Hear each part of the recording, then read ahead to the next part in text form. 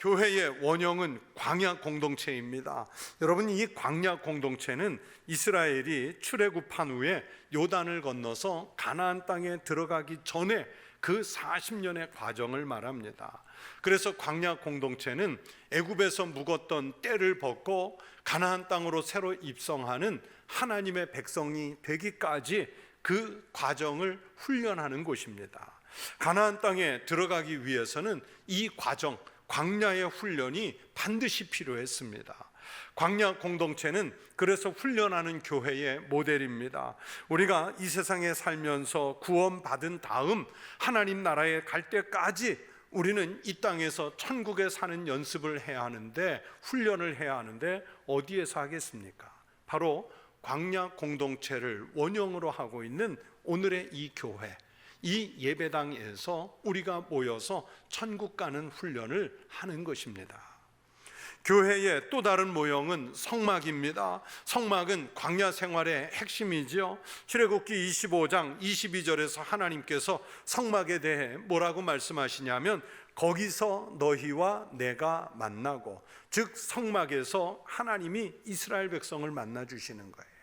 하나님의 백성을 만나는 장소가 성막이고, 또 반대로 하나님의 백성들이 하나님을 찾기 위해 만나러 가는 것도 성막입니다. 그래서 하나님께서 호렙산에서 주신 성막의 설계도에 따라서 모세와 이스라엘 백성들이 그 성막을 짓는 일에 온갖 열과 성을 다 했던 것입니다.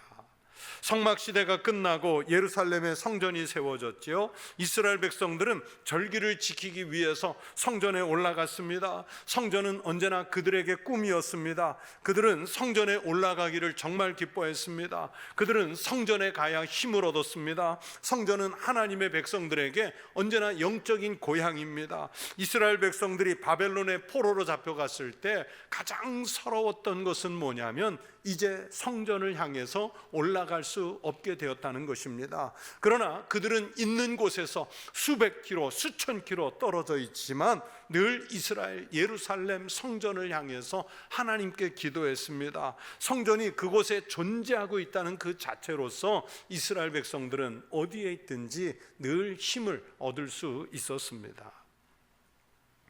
로마 제국시대 때 콘스탄티누스 황제가 밀라노 칙령을 통해서 이제는 기독교를 박해하지 않고 기독교를 믿어도 좋다고 공인해주고, 그러면서 기독교가 로마 제국의 국교가 되지요. 그러면서 기독교는 황제의 보호를 받는 세속적인 힘을 가지게 됐습니다. 그래서 제임스 케네디라는 목사님은, 만약 콘스탄티누스가 이 기독교를 공인하지 않았다면 어쩌면 지금쯤은 전 세계가 오히려 기독교를 믿고 있을는지도 모른다, 이렇게 말했습니다. 그만큼 중세교회는 힘이 있었습니다. 교회가 세상을 굴복시킬 만한 힘이 있었습니다. 교회가 국가의 왕을 굴복시키고 교황을 비롯한 사제들이 나라 시스템의 절정에 올라가 앉아 있었습니다. 그러나 여러분, 그렇게 됐다고 해서 이것이 과연 교회의 힘이었을까요?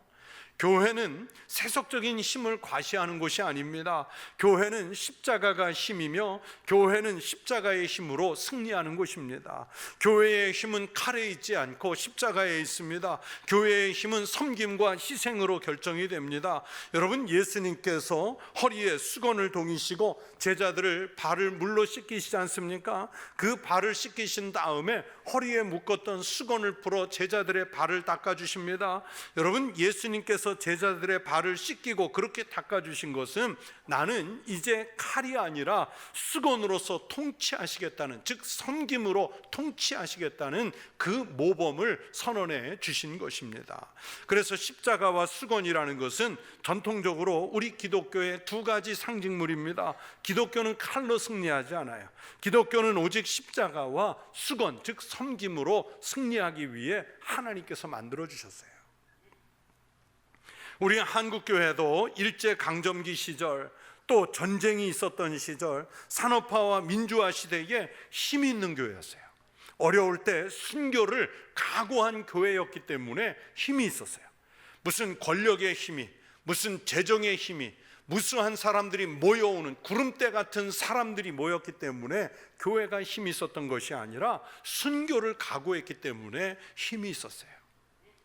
그런데 오늘날 교회 안은 물론이고 교회 밖에서도 우리 한국 교회를 진단할 때 교회가 힘이 빠졌다, 교회가 약화되었다, 이렇게 많이 얘기하잖아요.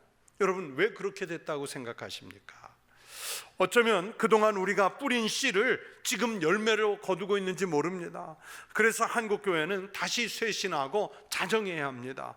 교회의 영광, 교회의 힘, 교회의 빛을 회복해야 합니다. 한국교회는 그 힘을 회복할 수 있고 또 반드시 회복을 해야만 합니다.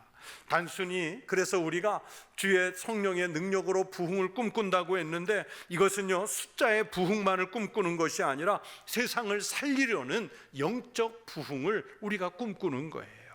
그래서 교회의 힘으로 세상을 살리는 능력을 다시 만들어내자는 그 꿈을 말씀드리는 거예요.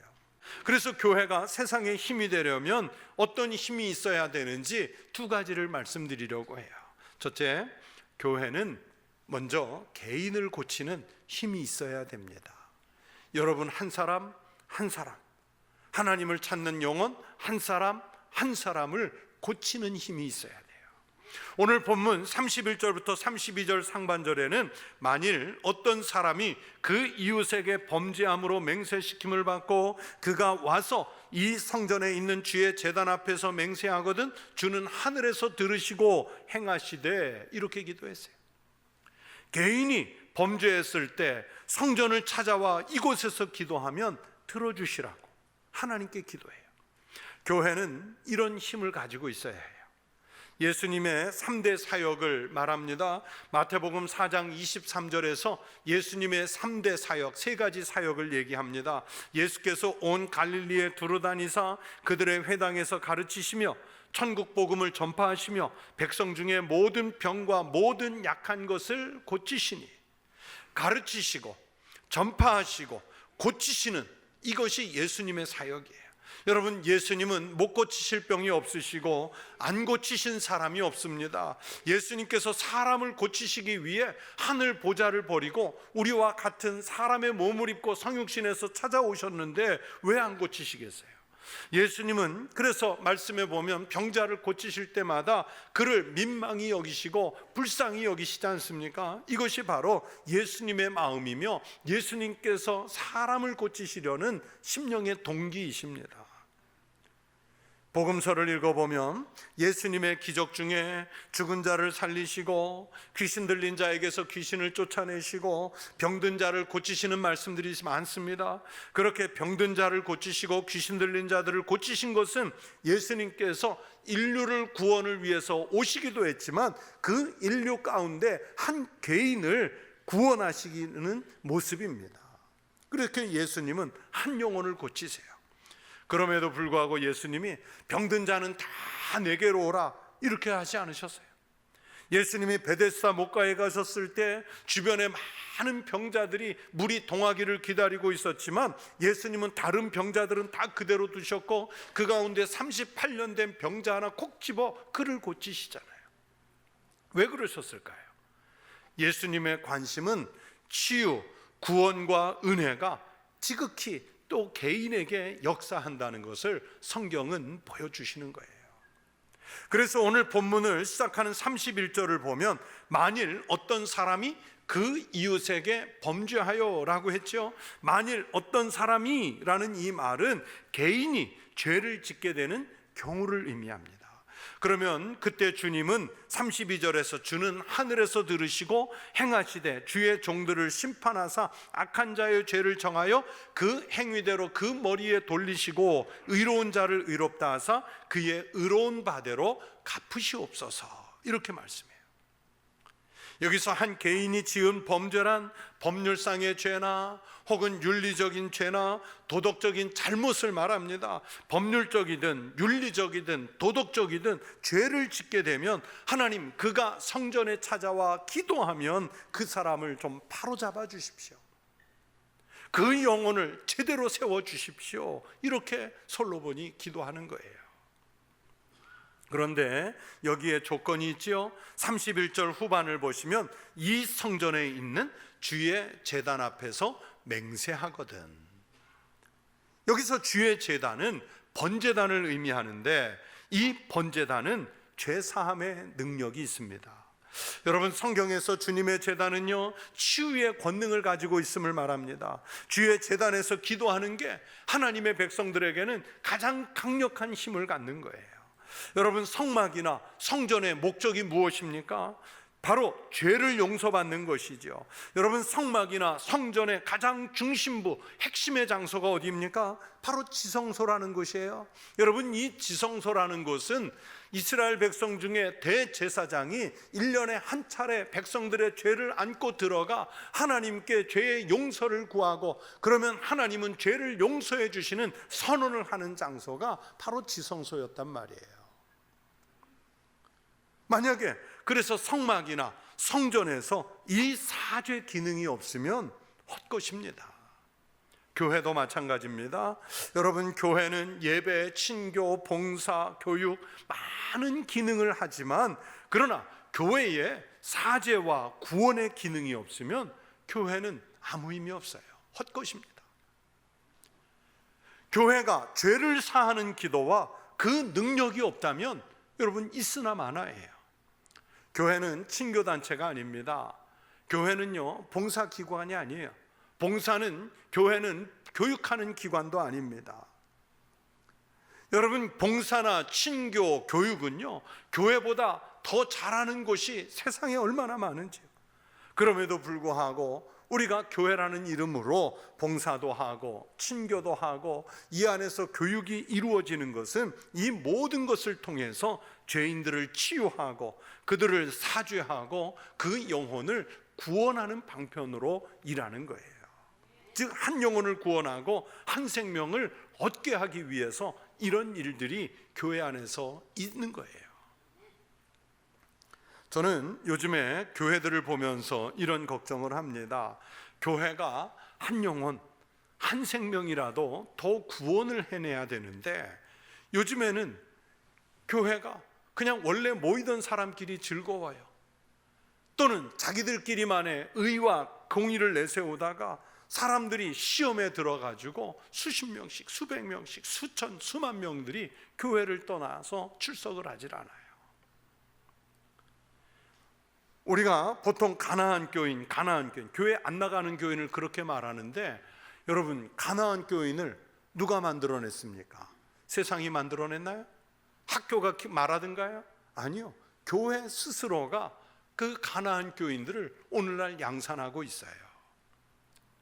종교개혁자 깔뱅은 기독교 강요에서 하나님은 인간 개개인을 향하신 하나님의 뜻이 있다고 그랬어요.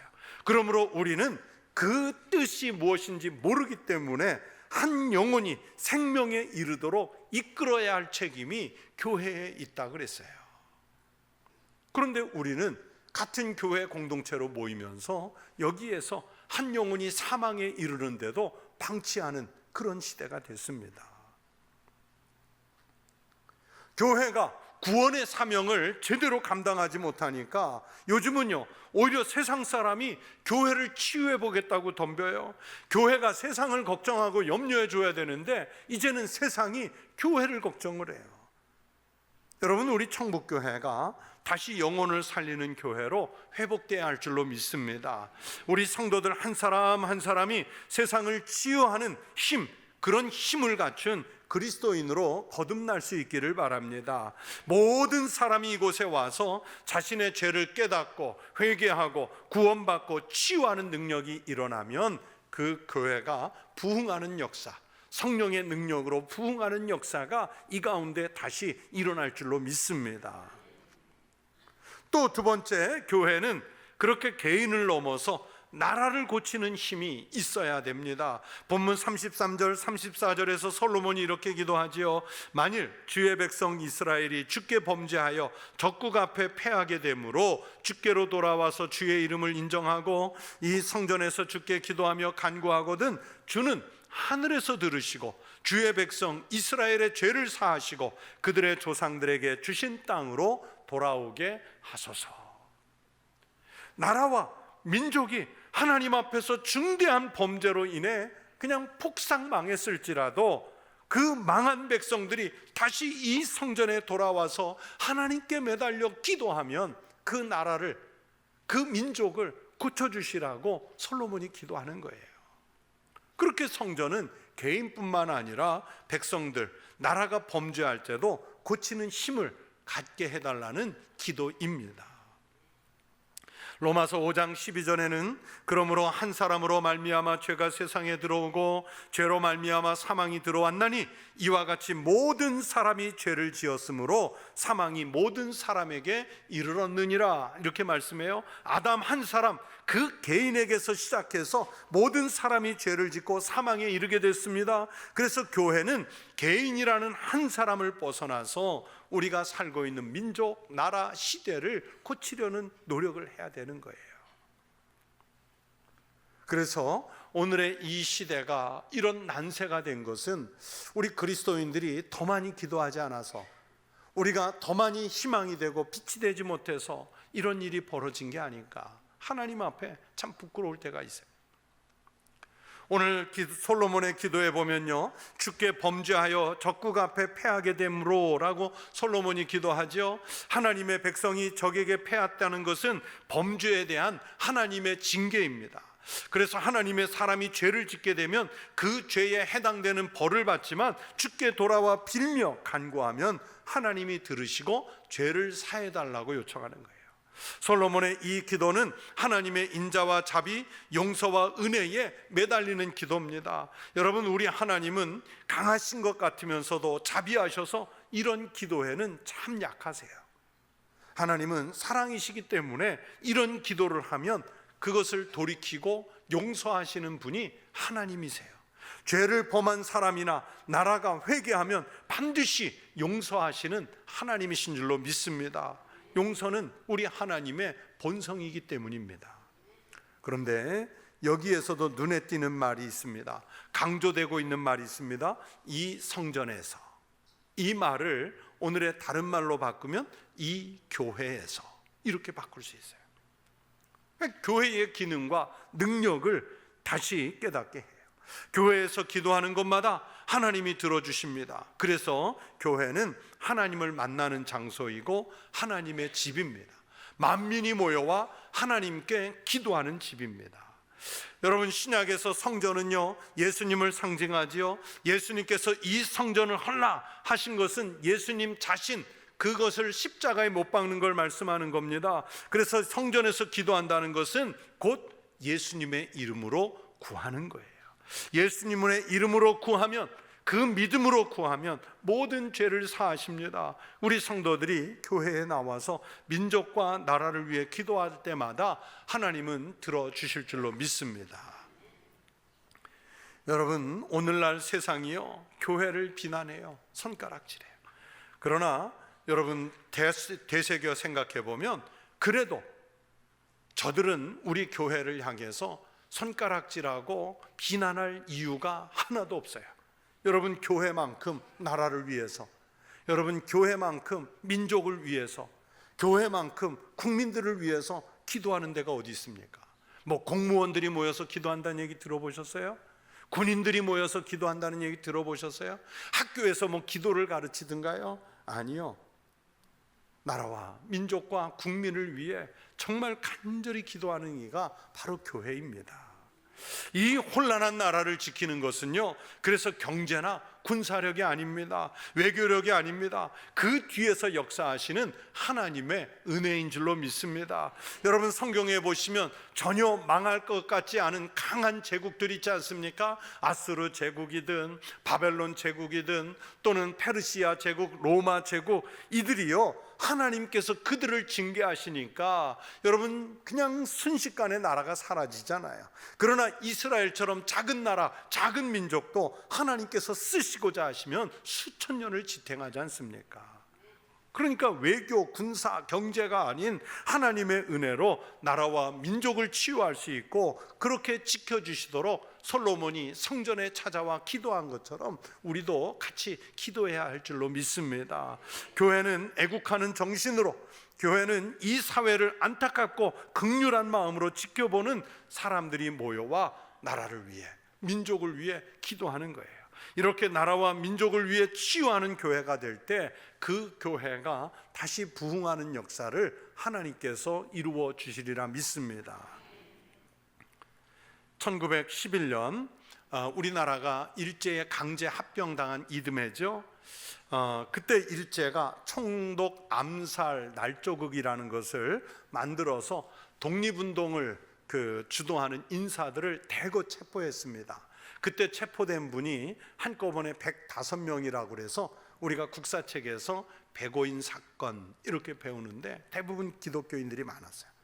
그 가운데 남강 이승훈 선생님, 저희 장신대 학생들에게는 우리 학교 출신이시라 선배님인데 목사가 되지 않고 그냥 장로님이 되셨는데, 이 남강 이승훈 선생님, 남강 이승훈 장로께서 그때 구속이 돼서 5년간 감옥에 수감이 됐습니다. 그런데 오히려 감옥에 들어가 더욱 투철한 신앙인이 됐고 더 투철한 독립투사가 됐어요. 남강은 감옥에 있으면서 성경을 통독하면서 기도하면서 오히려 자신의 기독교적 사랑의 실천을 배우는 학교로 삼았습니다. 그렇게 일생을 살았어요. 이 남강 선생이 별세하신 후에 비석에 뭐라고 쓰여 있냐? 일생을 남을 위해 살았고 자신을 위해서는 아무것도 한 것이 없는 사람. 그렇게 나라를 위해서 자신의 몸을 불태운 그리스도인이에요. 그런데 그 당시에 과연 이승훈 선생 한 분이었을까요? 아닙니다. 한국교회가 그랬던 거예요. 당시에 불과 2%도 되지 않는 기독교인, 국민 중에 2%도 안 되는 작은 기독교인 공동체였지만, 그래서 교회가 힘이 있었던 거예요. 백성들이 믿고 순종하고 따랐던 거예요. 어느 시대나 교회와 그리스도인은 국가에 대한 봉사를 위임받은 대리인이에요. 그래서 성 어거스틴은 국가론에서 기독교인은 두 가지 시민권을 가지고 있다고 그랬습니다. 하나는 천국 시민권을 가지고 있고 또 다른 하나는 이 땅의 국민으로서의 시민권을 가지고 있는 거예요.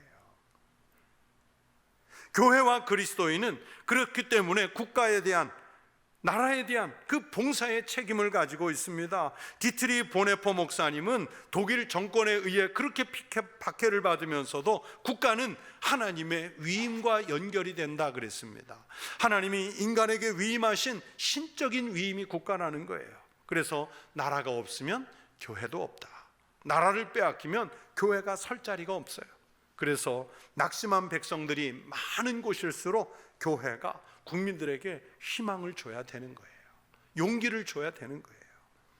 하나님의 법궤가 블레셋에게 빼앗기고 나라가 극도로 혼란하게 됐을 때 사무엘은 백성들로 하여금 미스바 광장에 다 모이게 했죠. 그들이 전쟁을 준비하려고 모였을까요? 아니면 무슨 경제 대책을 논의하려고 모였을까요? 아닙니다. 하나님께 기도하기 위해 미스바에 모였어요. 블레셋은요, 이스라엘 백성들이 한 곳에 모여서 전쟁을 준비하는 줄로 알고 군사를 모아서 미스바 광장으로 진격했습니다. 하지만 하나님은 천둥 번개로 블레셋을 놀라게 하셔서 패주하게 하셨고, 그래서 이스라엘은 싸우지도 않고 승리하며 오히려 블레셋을 뒤쫓아 추격하지 않습니까? 그래서 사무엘은 돌을 세우고 그 이름을 여호와께서 여기까지 우리를 도우셨다 하는 의미의 그 유명한 에벤 에셀 세우잖아요. 어떻게 이겼습니까? 광장에 모여 기도했을 때 하나님이 이기게 하셨어요. 그렇게 하나님의 사람은 나라를 위해서 기도하는 사람들입니다. 기도하며 나라를 구하는 사람들입니다. 교회가 이 능력을 가져야 합니다. 교회가 세상의 희망이 되어야 됩니다. 우리 교회가 미스바와 같이 기도하는 자리가 되고 나라를 구하는 교회가 될 수 있기를 바랍니다. 지방에 있는 청북교회 하나가 세상을 구하고 나라를 구하겠습니까? 아니요, 구할 수 있어요. 우리가 정말 하나님 앞에 나와 전심으로 미스바 광장 삼아 기도하면 하나님께서 세상에 빛도 되게 하시고 희망도 되게 하시고 격려도 주고 용기도 주어서 다시 성령의 능력으로 부흥하게 하는 역사를 일으키실 줄로 믿습니다. 여러분, 지금 나라가 아주 혼돈이 극심하지요. 이럴 때 교회는 낙심한 사람들에게 희망이에요. 교회가 세상의 희망이 되어야 하고 세상을 치유하는 능력이 되어야 합니다. 그래야 우리가 바라는 그 목표, 부흥을 꿈꿀 수 있습니다. 단지 숫자적 부흥이 아니라 세상의 희망이 돼서 영혼이 살아나는 이 부흥을 우리 모두가 함께 꿈꾸는 청북교회 그리고 성도들이 되시기를 주의 이름으로 축원합니다.